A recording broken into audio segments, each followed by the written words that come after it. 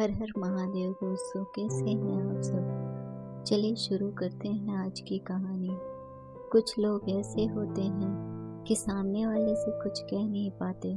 उनके मन में लाखों बातें, हजारों विचार उमड़ घुमड़ रहे होते हैं, पर वह तब भी चुप रहते हैं और सोच में डूबे रहते हैं, लेकिन किसी से कुछ नहीं कहते।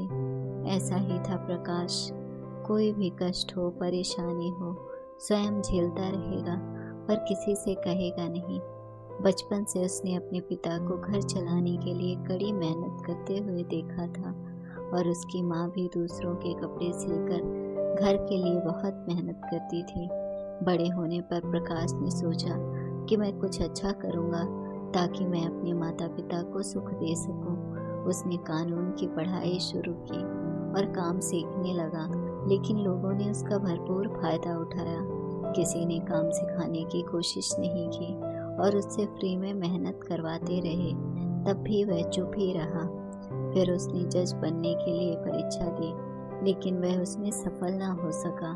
उसने मोबाइल रिपेयरिंग भी सीखी, टीवी ठीक करना सीखा, अकाउंट सीखे, लेकिन हर तरफ से उसे निराशा ही हासिल हुई और वह सफल ना हो सका। तब उसने एक मोबाइल कंपनी में ऑफिस में जॉब ढूंढी। जॉब अच्छी थी। समय रहते प्रकाश की सगाई भी हो गई। सगाई के बाद अचानक पिता का देहांत हो जाने से प्रकाश अकेला हो गया और वह अंदर ही अंदर घुटने लगा। माँ ने कई बार उससे पूछने की कोशिश की, पर उसने कुछ नहीं कहा। थोड़े समय बाद उसका विवाह हो गया और एक बेटा और कुछ समय बाद एक बेटी हुई। प्रकाश की नौकरी किसी कारणवश छूट गई थी। अब वह समझ नहीं पा रहा था कि मैं कौन सा काम करूं। अपने बच्चों को पालने के लिए वह हर पल संघर्ष कर रहा था। फिलहाल माँ को मिलने वाली पेंशन से गुजारा चल रहा था, लेकिन ऐसा कब तक चलता, क्योंकि बच्चे बड़े हो रहे थे और उनके पढ़ाई के खर्चे भी बड़े हो रहे थे। फिर उसने सेकेंड हैंड कैब लेकर चलानी शुरू कर दी, लेकिन उसकी सरलता को देखते हुए कैब बेचने वाले ने भी भरपूर फायदा उठाया और निहायत ही घटिया दर्जे की कैब उसे थमा दी। कैब के बारे में अधिक जानकारी न होने के कारण प्रकाश को उसमें बहुत घाटा हुआ। हर जगह घाटा और असफलता का मुंह देख देख कर वह इस हद तक चढ़ चुका था कि वह कभी कभी सामने वाले इंसान का उससे रिश्ता क्या है यह ध्यान न देते हुए उसके साथ गुस्से में बात करता था और बाद में पछताने लगता था। फिर वह अपने बच्चों के लिए कुछ न कर पाने को लेकर खुद को दोषी मानने लगा और सारा आक्रोश स्वयं पर निकालने लगा। यह सब देखते देखते उसकी माँ और पत्नी बहुत परेशान हो चुके थे।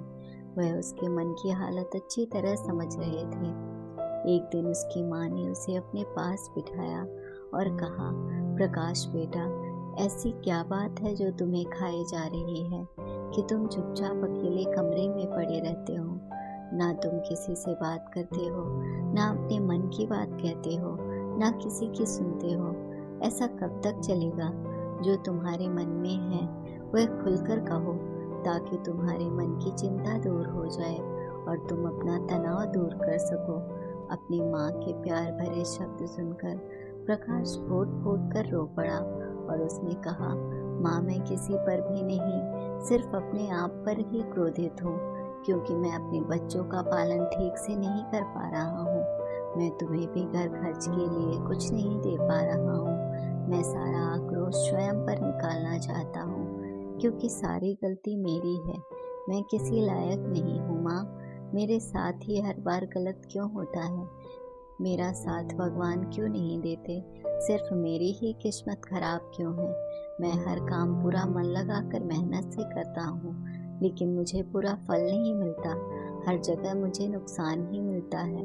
माँ, मैं बहुत परेशान हो चुका हूँ। माँ ने कहा, ऐसा नहीं सोचते बेटा, तुम ईमानदारी से अपना कर्म करते रहो। जितना मिलता है उसी में भगवान का शुक्रिया अदा करो।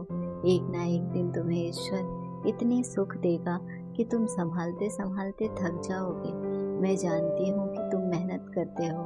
खुद पर आक्रोश मत निकालो, खुद को दोषी मत कहो अपने मन से यह बात निकाल दो कि तुम बच्चों के लिए कुछ नहीं कर पा रहे हो। भगवान की दया से दोनों बच्चे समझदार हैं, वह तुमसे सिर्फ प्यार ही चाहते हैं। धीरे धीरे सब ठीक हो जाएगा और अब तुम बिल्कुल टेंशन मत लो और सब अच्छा अच्छा सोचो।